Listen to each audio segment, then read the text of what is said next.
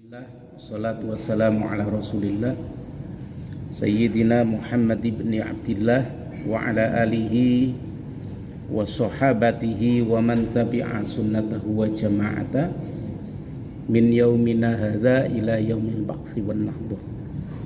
Amma ba'du,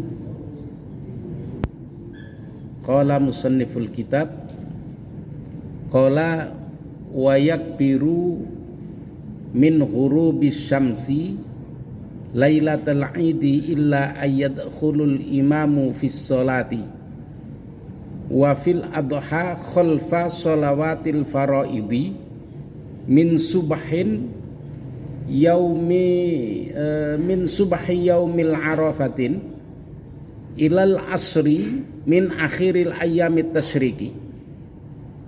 Musannif berkata, wa yakbiru min ghurubis syamsi lailatul idi, dan takbir, maksudnya takbir ini Pak, takbir apa? Kan kemarin sholat id kan, takbir apa namanya? Takbir lebaran, takbiran. Karena takbir itu ada dua macam. Satu namanya takbir mursal, yang kedua takbir muqayyad. Jadi kalau takbir mursal itu waktunya tidak ditentukan harus habis sholat, dan tidak ditentukan di masjid atau di musola, tapi di mana-mana. Nanti ada penjelasannya. Takbir mursal itu bisa di pasar, di masjid, di jalanan. Jadi kita sambil jalan, nah itu takbir mursal. Nah itu biasanya takbir ini dilakukan pada saat sholat Idul Fitri. Waktunya kapan? Waktunya min ghurubis syamsi, mulai dari terbenamnya matahari, lailatul idi, pada malam id. Malam id itu ya malam takbiran itu. Jadi kalau puasa terakhir, nah itu sudah takbiran itu. Nah bagaimana kalau takbirannya nggak sama? Ada nggak yang takbirannya nggak sama Pak? Hampir tiap tahun. Yang satu takbirannya malam Rebo, yang satunya malam Kamis. Pokoknya ketika kita meyakini, saya tidak menyalahkan malam Rebo atau malam Kamisnya. Pokoknya kita meyakini bahwasannya malam ini adalah malam Id, maka puasa harus batal besoknya. Malamnya harus sunnah takbiran, esok harinya sunnah sholat Idul Fitri. Hanya itu Pak. Jadi mau malam Rebo, mau malam Kamis, nggak ada masalah. Pak, saya ini sebenarnya ikut yang malam Rebo, tapi karena pemerintah menentukan malam Kamis, saya sholatnya jadi hari Kamis. Maka dengan demikian, kalau sudah demikian tidak boleh Pak, karena dia meyakini bahwasannya dia ikut sholat id itu hari Rebo. Kalau dia sholat idnya hari Kamis, maka berarti dia sholat id pada tanggal berapa? 2 Syawal. Ada nggak sholat id 2 Syawal? Nggak ada. Maka dengan demikian bagaimana? Ya nggak usah malu, nggak usah ikut pemerintah sholat idnya. Cari saja, kan banyak nih Pak. Misalkan yang hari Rebo di masjid ini, di masjid ini, di masjid, berangkat saja. Karena pada hari itu dia masuk 1 Syawal. Jelas ya Pak penjelasan saya ya? Jadi tetangga saya dulu itu banyak Pak, di Ancol sana. Itu saya sudah buka puasa Pak sebenarnya hari ini, tapi karena pemerintah menentukan sholat id masih besok, maka saya sholat idnya besok. Maka ini hukum sholat idnya tidak sah, karena dia meyakini bahwasannya esok harinya itu 2 Syawal. Jadi Saya tidak ikut menyebut organisasinya ya Pak ya. Jadi gitu ya Pak. Jadi pokoknya ketika malam Id itu sudah sunnah takbiran. Jadi kalau bapak-bapak pas lagi pulang kampung atau lagi di jalan atau lagi di pasar, sunnah takbiran. Sampai kapan? Illa ayyadkhulal imamu fis sholati, sehingga sampai imam, maksudnya imam sholat Id itu masuk untuk melakukan sholat Id. Jadi ketika sudah disampaikan, ada pengumuman bahwasannya sebentar lagi sholat Id akan dimulai, udah ketika imam sudah ada ininya nggak sih, ada komatnya nggak sih? Kalau sholat Id itu nggak ada komat. Jadi ketika imam sudah masuk, sudah selesai itu, ya.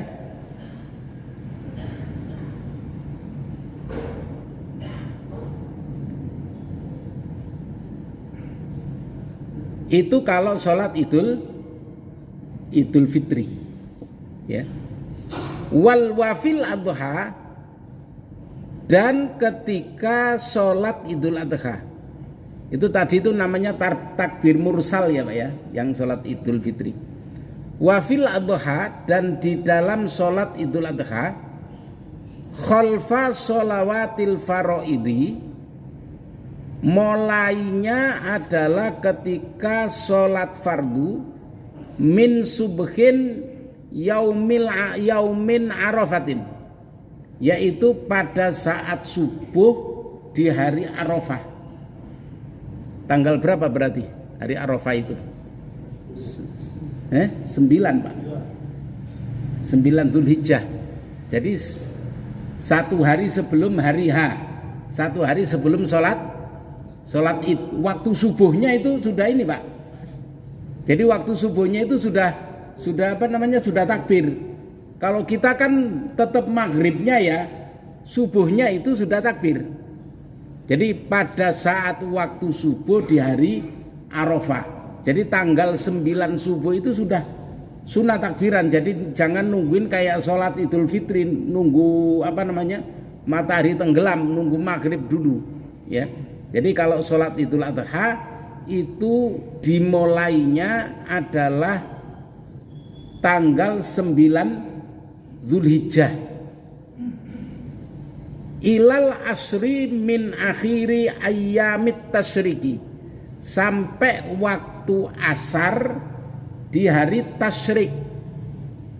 Tasyrik itu 11, 12, 13.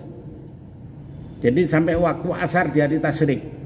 Jadi tanggal 9, tanggal 10, terus tanggal 11, 12, 13, ini batasnya takbiran. Jadi kalau sudah masuk maghrib, sudah hilang takbirannya, sunnah takbirannya, ya. Ini namanya takbir muqayyad, karena memang takbirnya itu disunnahkan setelah melakukan sholat. Jadi takbir Idul Adha itu Pak, sunnahnya setelah sholat. Jadi sholat baik itu sholat fardu maupun sholat sunnah, ya. Ini kalau di masjid-masjid masih banyak takbiran semalaman Idul Adha itu. Padahal Idul Adha itu masuk dalam kategori takbir muqayyad, sunnahnya setelah melakukan sholat, gitu ya. Yang takbiran itu adalah mulut orang, bukan kaset.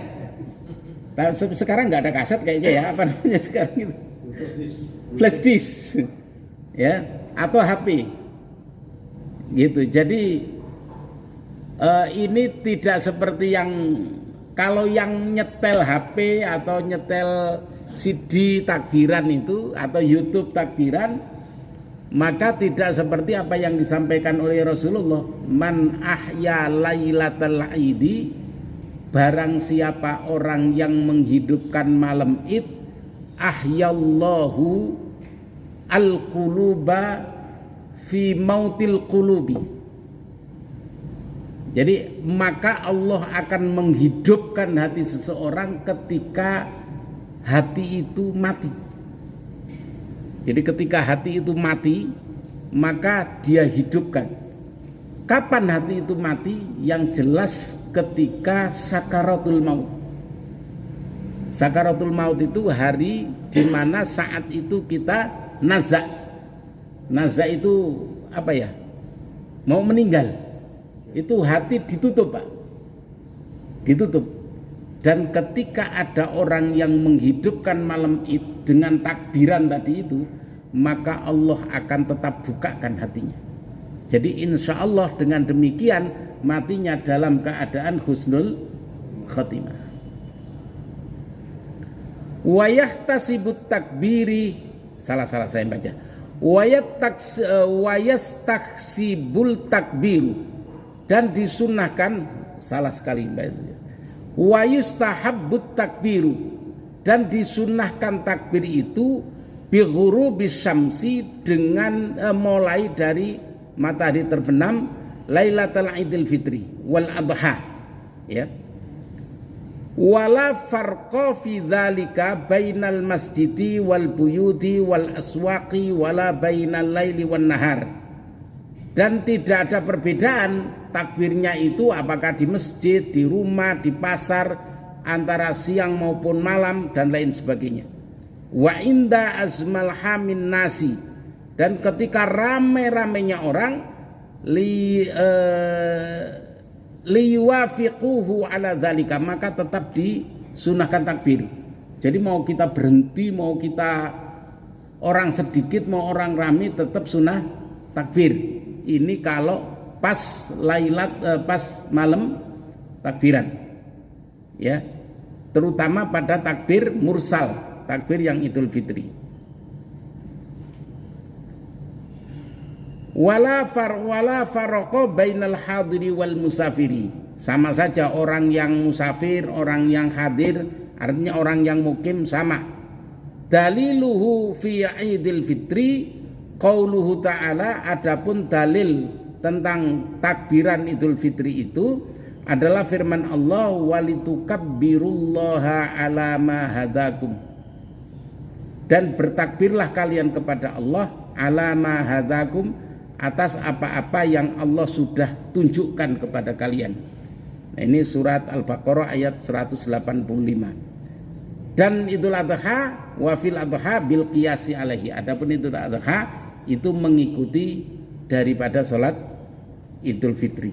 Maka dengan demikian Bapak sekalian, sunnah melakukan takbir ketika pada saat Idul Fitri. Takbirnya takbir mursal, terus menerus, mulainya dari waktu maghrib di akhir bulan Ramadan. Kalau yang Ramadannya ikut apa ya, ikut apa namanya, ru'yah sama apa Pak?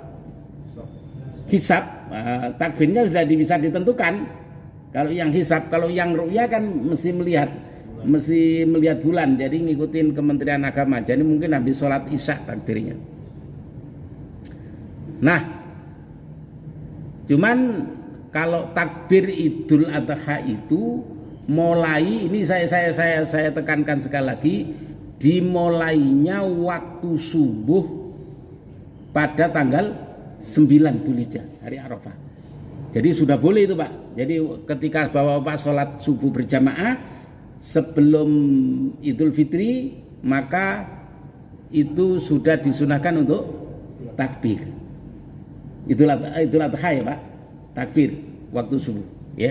Wallahu a'lam. Ini insya Allah seterusnya kita akan bahas pada pertemuan yang akan datang. Silakan yang kurang jelas silakan ditanyakan, atau mungkin ada masalah-masalah yang berhubungan dengan hukum agama yang lain, silakan ditanyakan. Ya, silakan Pak.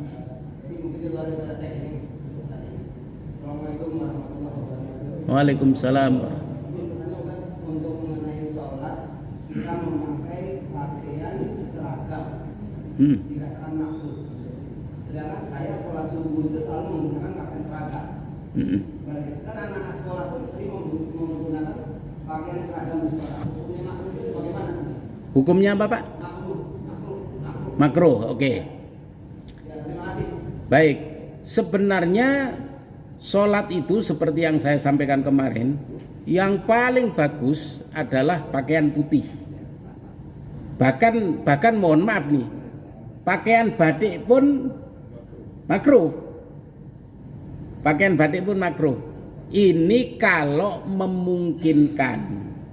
Kalau tidak memungkinkan, yang penting auratnya tertutup. Kan kita harus kembali kepada rukun sholat Pak. Rukun sholat itu, syarat sholat itu adalah gimana Pak? Sitrul aurat, nutupi aurat. Kalau umpamanya bapak-bapak ketika di sawah, umpamanya bapak-bapak bertani nih ke sawah, kemudian bajunya kotor, tapi bawa sarung, sarungnya diangkat ke dada, sampai ke dada, kemudian sholat, sah nggak sholatnya? Sah.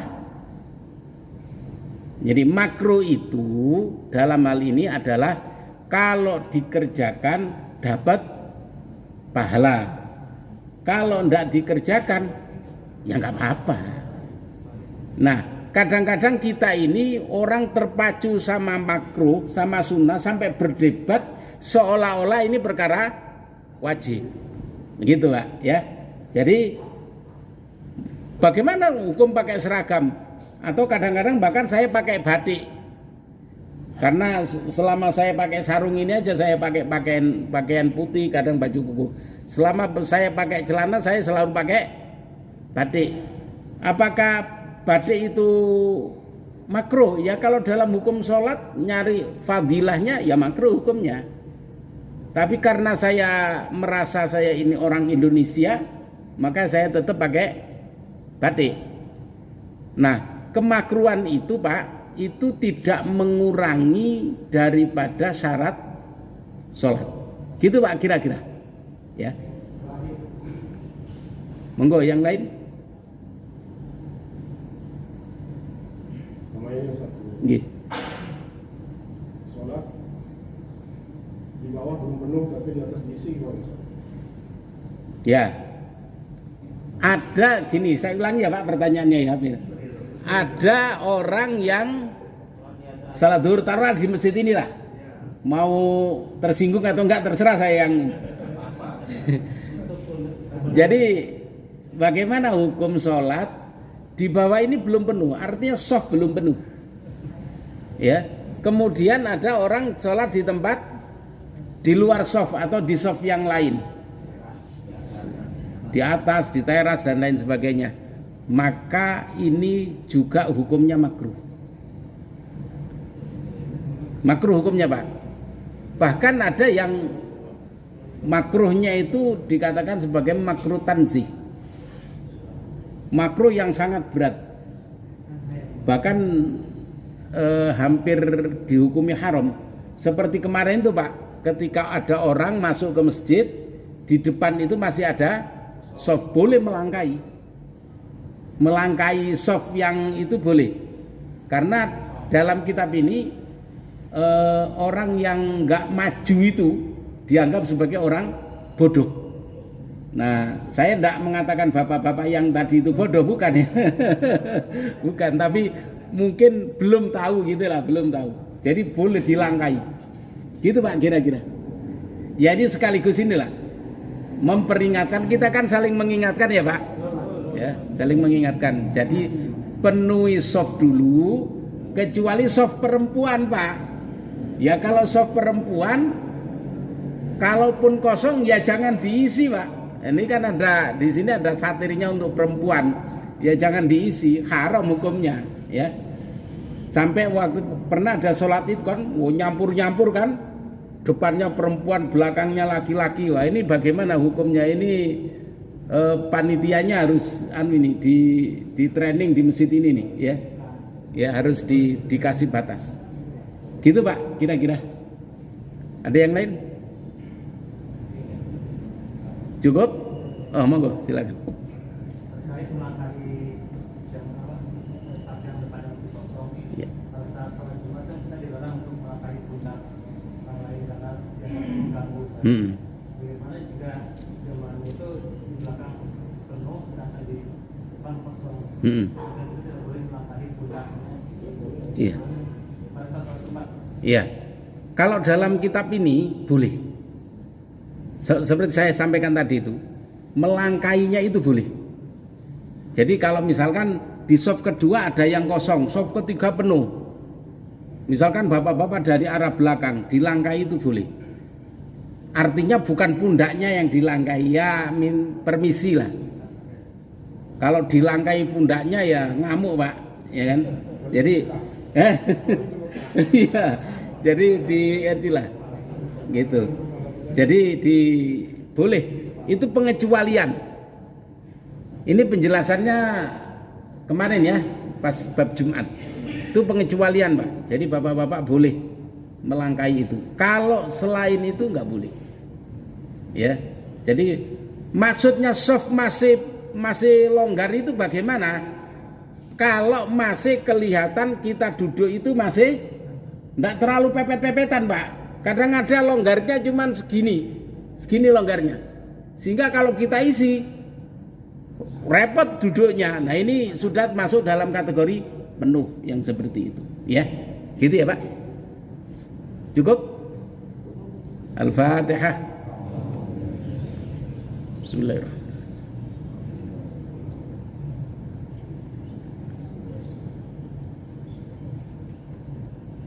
Sebelum kita tutup dengan doa, saya sampaikan bahwasannya tiap malam Selasa itu, malam Selasa Pak Haji, tiap malam Selasa itu saya membaca kitab Iqdul Jawahir. Iqdul Jawahir itu kitab maulud berjanji. Tapi bukan baca berjanjian, bukan, tapi maknanya. Jadi biar kita tahu yang kita baca itu apa sih maksudnya dalam kitab berjanji. Abtadiul imla abismizatil aliyah, itu maknanya apa? Nah ini karena banyak yang mengatakan baca berjanji bid'ah. Nah sebenarnya isinya apa gitu loh ya. Kalau bid'ah masuk neraka, masa muji nabi masuk neraka kan tidak boleh ya. Nah ini maka itu saya bacakan kitabnya setiap habis Isya malam Selasa.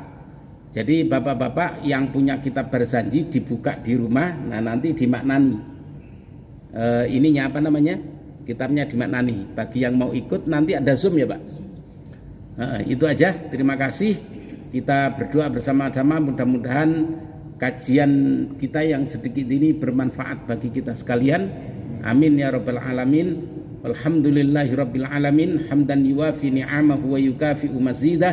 Ya Rabbana lakal hamdu wa lakal syukru wa lakal mulku kama yanbaghi li jalali wajhikal karimi wa azimi sultanik.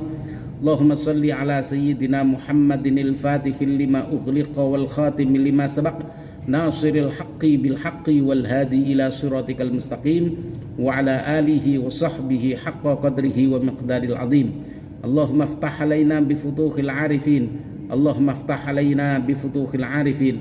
Allahumma aftah alaina bi futuhil arifin. Allahumma a'inna ala dzikrika wa syukrika wa husni ibadatik.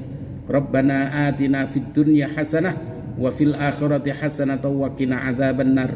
Rabbana taqabbal minna innaka antas samiul alim wa tub alaina innaka antat tawwabur rahim. Bi fadli subhana rabbika rabbil izzati amma yasifun. Salamun alal mursalin.